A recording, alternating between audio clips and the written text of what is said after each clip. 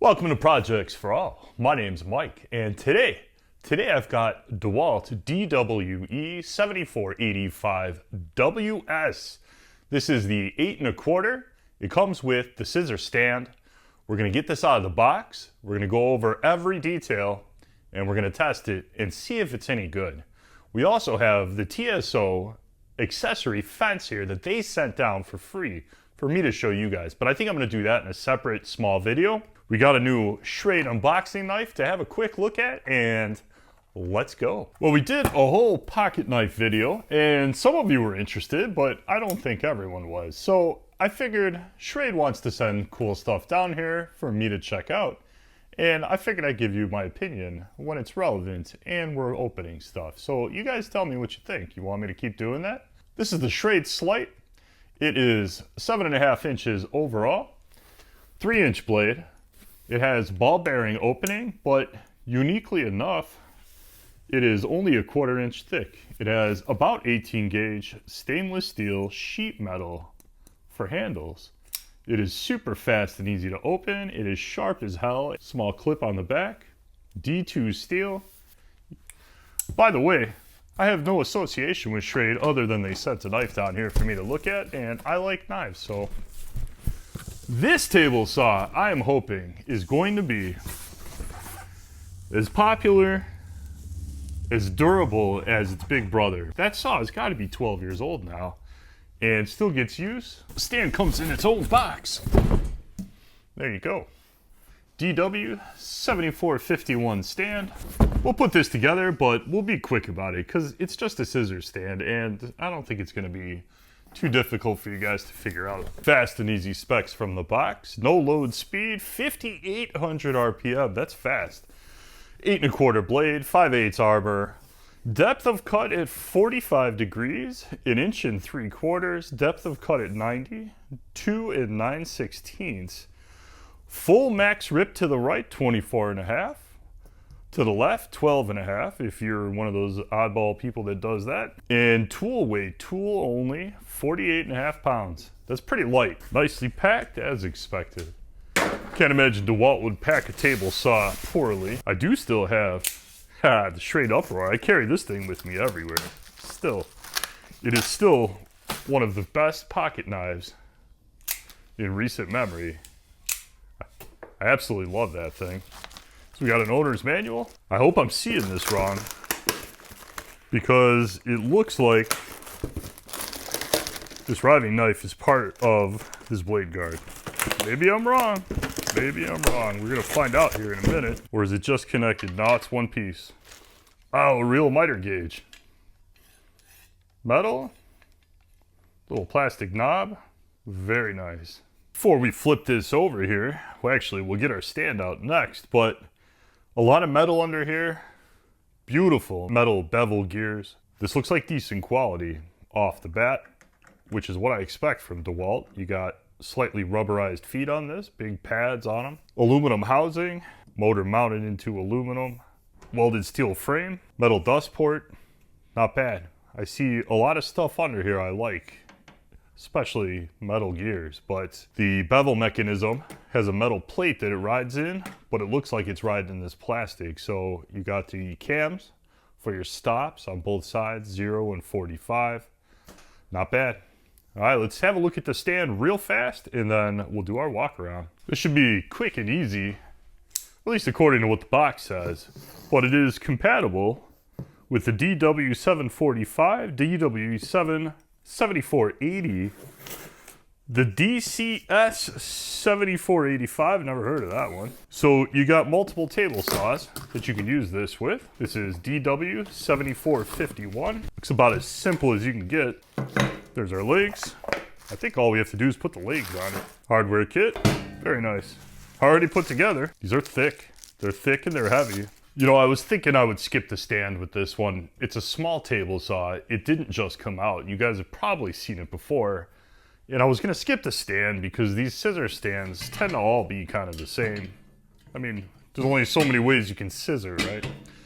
But this one, I'm glad I ordered because it is really, really nice quality. The tubing's real thick. all you have to do is 4 bolts and 4 legs. The rear legs are longer than the fronts, which is kind of a theme with DeWALT saws.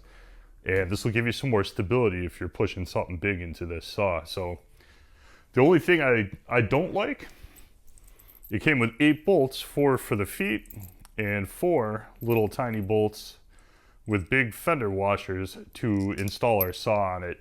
I wish this was some kind of latching quick disconnect, but it is what it is. It's got a hook that comes around the back side of this tube here and locks that in. And then there's an angled piece here that this sits on to pull it back a little bit. There's holes right here, 2 in the back and then a couple in the front. We can secure this thing. So a couple 10 mil in the back here, hold the back of the saw. 13 mil holding the legs on, and no bolts in the front because they just kind of hooks around this tube right here from the back. So should be secure enough. We'll find out. Let's do some basic measurements. The table is actually 19 by 19. Very small table on this. Might be the smallest one we've checked so far. 6 3/8 before the blade here. On the included stand, working height is about 33 1/4. Full up blade height is 2 5/8. About 1 7/8 at 45 degrees, as best as my eyes can tell, but pretty close. Just a hair under 24 3/4. Full rip to the right. All right, let's walk around this thing like we always do. And then we'll check some measurements and see how flat and how straight and true everything is and calibrated. And then we'll see how it cuts. So you got a power switch on, there's off, just like all of them now. You have this panel here that flips around. There's a hole in the side of it that lines up with the hole here. So when you flip it around, you can stick a padlock through here. So if you're gonna put this in a school or you have an orange cat at home that you do not trust, you can lock this thing down. You have obviously blade down and blade up. Lever here to unlock so you can bevel your saw. 0 to 45, they put a few more hash marks on here so you can go to -2 or 48 degrees. But there are stops here to prevent you from doing that. So you're gonna have to adjust it to allow you to go past there, and then you're gonna have to stop it at 45 if you want just 45. Metal gear on our rack and pinion fence, and there's a smooth knob here for adjusting that. On the right side, we've got a couple things. You got your locking lever for your fence. Locks down nice and positive. Plastic, but feels like decent quality plastic, and locks down very secure. You got part of the frame here, but it protrudes out here, so you can kind of use it as a handle. I'm sure that's what that's for. And you have your riving knife blade guard combo, and it fits into this bracket here. You turn that, and you can just pull it off of there. Pretty standard stuff. Dust control on the back, which is a nice feature. Otherwise, I would seriously be complaining about this, just like we did the 8 1/4 skill. However, unlike the 8 1/4 skill, DeWALT was smart enough to include a second riving knife, which is installed from the factory. This here doesn't seem to lock secure, you just turn it, so if you bump it, it's gonna turn and be unlocked, but we'll see how that plays out. It doesn't look like there's much going on back here, but there are a few things. So we got a 2.5 inch dust port, cast metal, nice and solid. You got enough room here to bite, so if you're gonna install a hose on this, you shouldn't have a problem. Metal gear for our rack and pinion, which is always nice to see. There's that wing nut, and we got a pair of wrenches here to remove our blade and reinstall. It is coarse thread, so it just takes a couple turns. Up under here, you can't even really see it, is our kickback pawl. It's got the old push button design, and that fits right up here. It's very easy to install, even though I can barely see it up under there. And we have our miter gauge. I showed you this already, but stamped steel, good quality. It's got aluminum stock here, steel here. It's got some weight to it. It's got slots in it so you can attach whatever you want, sacrificial fence or whatever you like. Easy to read, mostly metal, except for this little knob here which works just fine. And it's screwed together. Better than most on this one. Better than most. Slides in here. Nice and secure and locked up underneath here. And on the left side, pretty much nothing. You got your motor housing here, plastic. This obviously goes up and down with your blade. And you have a cord keeper. By my arm span, it's just about 6 feet. And it even grabs itself right in the middle here and not on the freaking end like half of them end up doing. The fence is also 19 inches long by 3 3/16 tall. Massive auxiliary fence is 2 inches wide. So when this is a support for big material, you got a whole 2 inches of support material here, which is freaking nice. As for the fence, standard latches, one on either side, and these just hook onto the rail here. You have 3 positions, 1, 2, and this spot here, this is for cutting on the left side of your blade.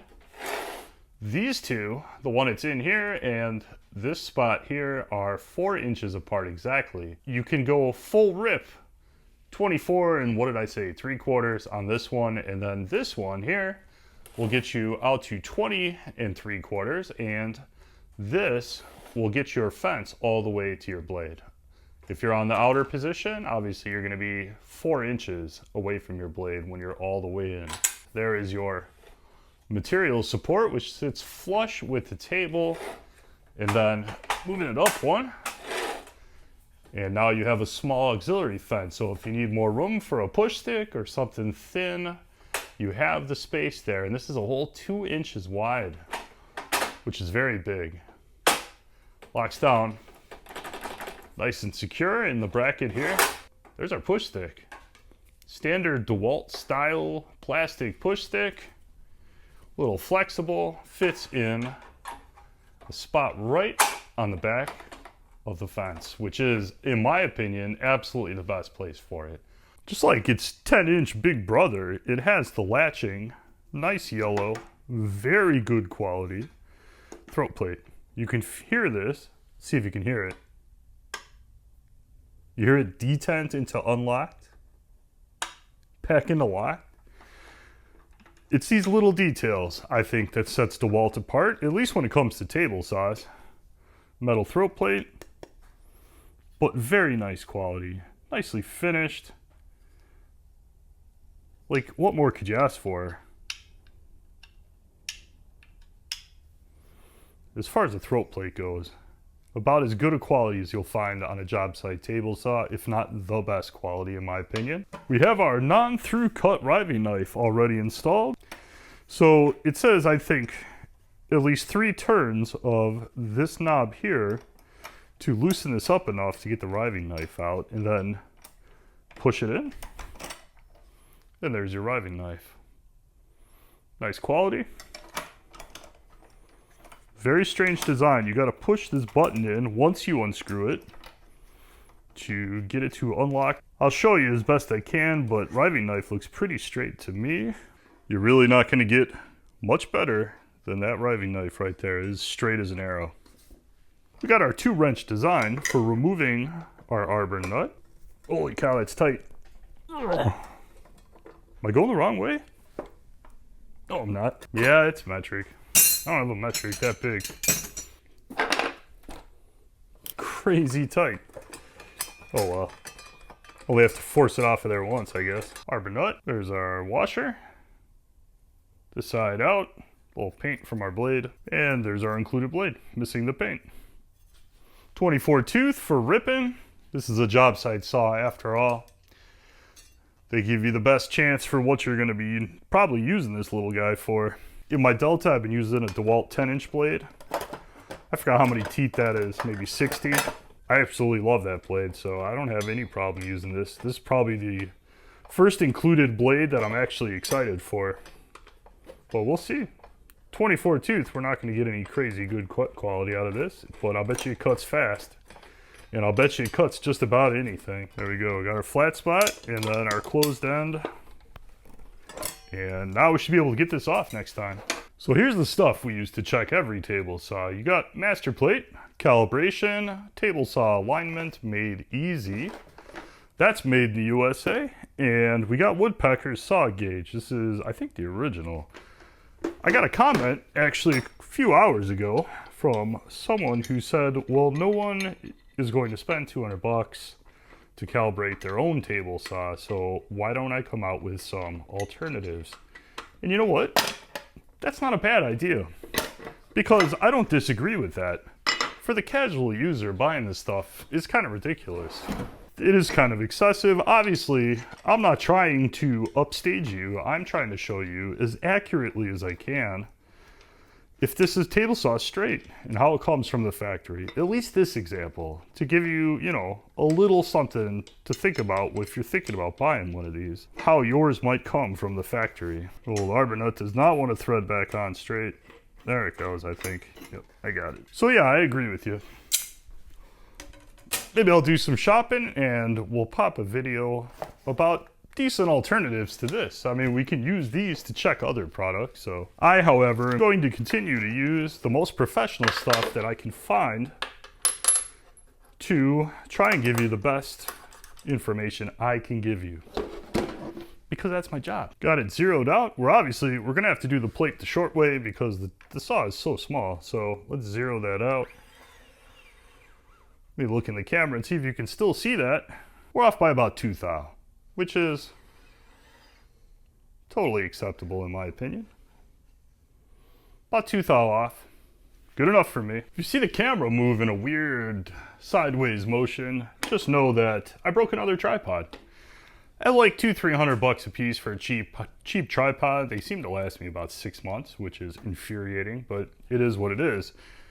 The challenge checking the fence with this is we have all these spots here, so we can go from here to here and set it up. The shorter this distance here from whichever slot we end up using to the end, the better as we slide this along. There's a little less play, but when we put it on one of these back ones here, we tend to get more play. So it's going to get less accurate. If we move it back so it's got less lateral movement, then we're into this, and how do we know how flat that is? You know, so it is what it is. We're off by 7 thou or so.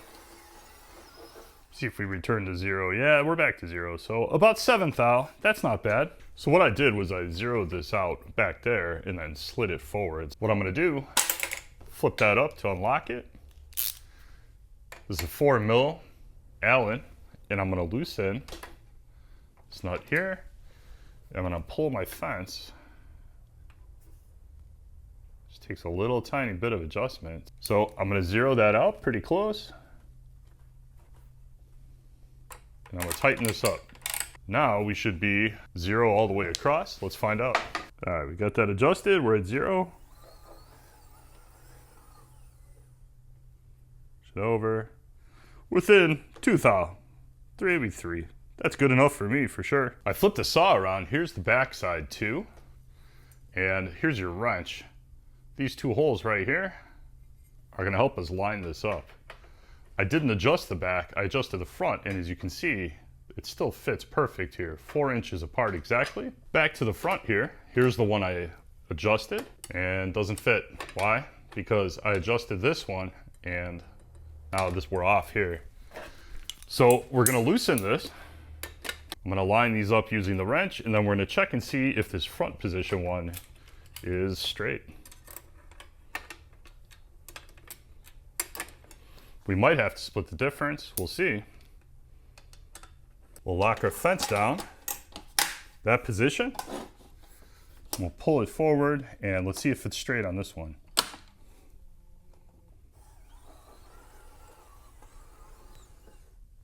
Pretty darn close. We need a little bump, but pretty close.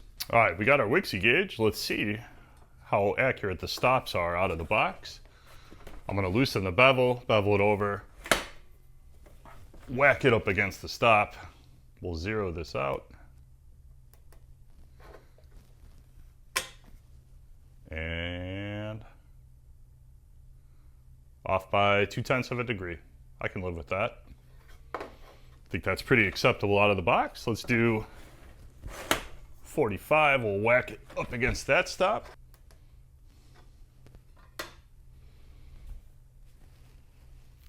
and within 1/10 of a degree on the 45. Nice job, DeWALT. So pretty good out of the box. All right, we got our microphone about 30 inches from the front of that blade as always. Let's hit max hold. We'll turn this thing on and see just how loud it is.